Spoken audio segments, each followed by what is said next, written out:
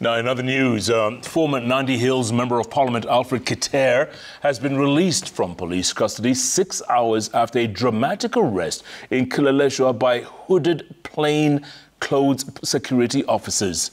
Keter was arrested on his way from church while in the company of his wife and children a day after making statements in support of the ongoing protests.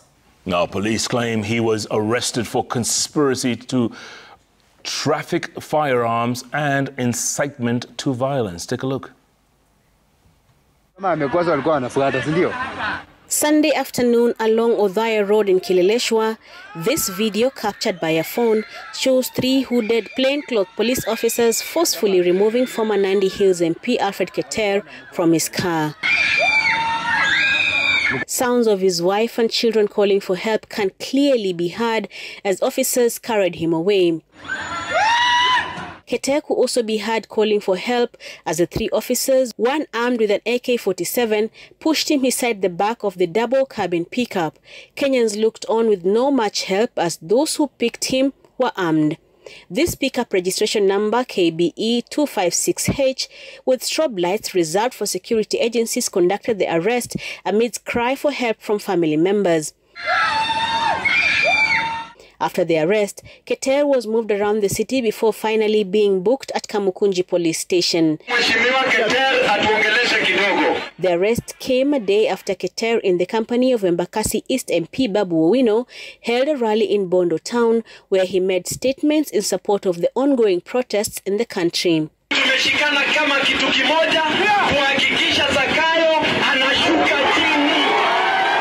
DCI on their X account dismissed allegations of abduction of the former MP and clarified that Keter was arrested by police officers for conspiracy to traffic firearms and incitement to violence. The police later released the former MP pending forensic analysis of exhibits, a charge that Keter has disputed, claiming that the arrest is in connection to his support of the ongoing protests. Some of us, we have pronounced that we are anti the finance bill. And we've been saying reject the finance bill. And that is the position. Don't use intimidation to try to silence us so that you perpetuate whatever you want to do with that finance bill. The people who came to arrest him, or rather abduct him, were men. You people are fathers. God will avenge this for me. Because whatever you have left in the hearts of my children, it is only God that can avenge for me. We are alarmed by the kind of conduct that we're seeing more and more by the police officers, because after all of this, he's still being told to come back tomorrow morning. He has been summoned. The manner of arrest of the former MP has once again raised concerns over abductions being conducted by security officers during the ongoing demonstrations. 34 people connected to the demonstrations are still missing, with reports indicating that some were allegedly abducted by security officers.